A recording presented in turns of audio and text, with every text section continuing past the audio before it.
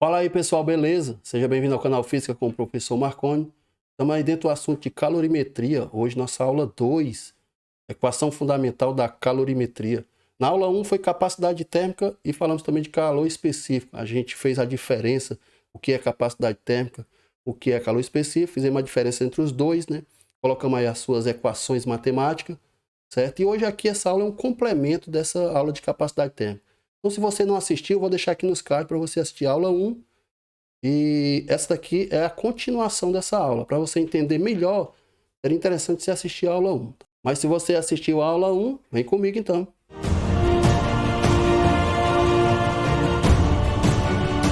Então vamos começar aqui colocando as fórmulas da aula passada, né, que foi da capacidade térmica. A gente colocou duas fórmulas, mas houve uma comparação também entre capacidade térmica e calor específico, né? Existe uma diferença entre as duas, então vai lá, veja essa aula se você não viu ainda.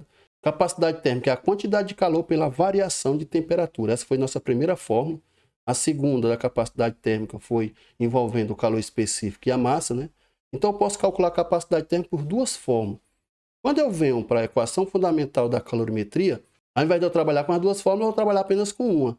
Então, da equação 1, né, eu vou pegar aqui a equação 1, vou fazer produto dos meios pelos extremos, então vai ficar quantidade de calor é igual capacidade térmica vezes a variação de temperatura, né? O que é que eu vou fazer agora, né? Eu vou, no lugar da capacidade térmica aqui, ó, esse C grande, né? Eu pego e jogo esses dois valores. Eu jogo a massa e o calor específico, né? Então, minha capacidade térmica vai ser massa, calor específico, variação de temperatura.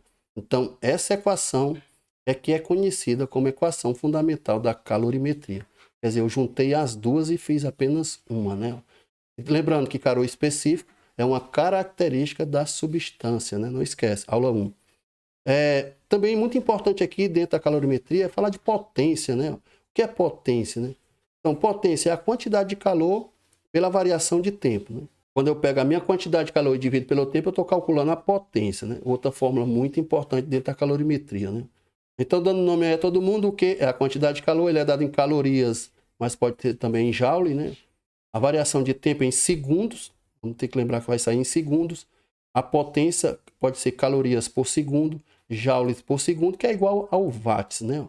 Usando a equação fundamental da calorimetria, a gente resolve muitas questões com facilidade. Então, eu peguei aqui algumas questões da FUVEST, né? Foram duas, vamos resolver as duas hoje. Essa primeira diz o seguinte, né? O calor específico de uma substância é 0,2 calorias gramas por grau Celsius. Isso significa que a cada 100 gramas dessa substância absorveram 600 calorias de energia térmica, né? Sem mudança de estado. A sua temperatura em graus Celsius vai se elevar de... Então, aqui no caso, eu vou tirar os dados, né, para a gente analisar melhor essa questão. A gente percebe aqui que ele dá o calor específico, né? Ele dá a massa do material, ele dá a quantidade de calor, né? Não vai haver mudança de estado. E ele quer a temperatura. No caso aí, como ela vai se elevar, então ele quer apenas a variação de temperatura. Então, percebendo aqui pelos nossos dados, ó, eu tenho todos, né, os elementos aqui da fórmula. Ó. Eu tenho o calor específico, eu tenho a massa, quantidade de calor, e vou calcular a variação de temperatura. Então, eu jogo direto nessa fórmula. Né? Vamos pegar a nossa fórmula, colocar aqui, ó. Aí eu tenho que o Q, né, é 600, a massa é 100, calor específico 0,2 e a variação de temperatura. Vamos fazer por partes aqui para você entender direitinho, né? Vou repetir os 600, multiplicar 100 por 0,2 dá 20, vezes a variação de temperatura. Agora, no caso aqui, é dividir todo mundo por 20, né? Ou como diz muitos aí, né? Jogar o 20 para o outro lado. Beleza, vamos lá. Delta T é 600 dividido por 20. Fazendo essa conta aí, eu tenho aí 30 graus Celsius, né? Então, você vê direto na fórmula. Com isso, nós encontramos o item correto, o nosso item C, né? Então, você vê jogando, eu tirando meus dados, analiso minha fórmula com meus dados, aí eu percebo qual a fórmula eu vou usar, né? Lógico, se numa questão estiver pedindo capacidade térmica, você ainda vai ter que recorrer a essas, ok? Vamos fazer uma segunda aí, ó. Segunda também da FUVEST, né? Diz o seguinte, ó. Um aquecedor de água que utiliza energia solar absorve no dia ensolarado uma potência de 2.000 watts. Para aquecer 100 litros de água de 15 graus Celsius a 40 graus Celsius nesse aquecedor, desprezando-se as perdas, serão necessárias aproximadamente, né? Então aqui ele quer saber o tempo que ele vai levar para aquecer essa água, aplicando aí uma potência de 2.000 watts, né?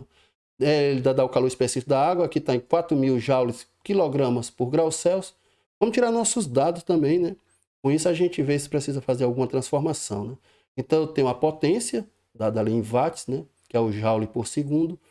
Eu tenho a massa, 100 litros, a temperatura inicial 15 e a final é 40. E eu tenho também aqui o calor específico da água, né? Então a gente percebe aqui pelos dados, não vai ser preciso fazer transformações, né? Já que a minha potência está em watts, né? Que é o joule por segundo, aqui também está em joule. Então eu já sei que eu vou encontrar um tempo em segundos, né? Então vamos fazer o seguinte, ó. Para mim calcular a variação de tempo, eu já tenho a potência, mas eu não tenho a quantidade de calor. Então vamos usar primeiro a equação fundamental da calorimetria, né? Vamos calcular a quantidade de calor, depois a gente joga na fórmula da potência, né? Nesse caso aqui, duas fórmulas. Então tem uma massa que é 100, calor específico é 4.000 e 40 menos 15. Aqui dá 25, né? Fazendo aqui essa multiplicação, eu vou encontrar aqui um valor de 10 milhões de calorias, né? Então já tenho a quantidade de calor. Agora, para me calcular o tempo, eu vou lá na fórmula da potência, né? Antes de jogar os valores, eu quero calcular a variação de tempo. Então eu vou trocar aqui, eu vou fazer um produto dos meus pelos extremos. Na realidade, eu só faço trocar o ΔT com o P, né? Eu jogo o meu P para cá, a potência, e o ΔT vem para cá, ó. Já para deixar na fórmula aí, de jogar e fazer logo a conta direto, né? Então eu tenho 10 milhões, né? Que é o caso da quantidade de calor, dividido pela potência, que é 2.000. Então eu vou encontrar aqui uma variação de tempo de 5.000 segundos.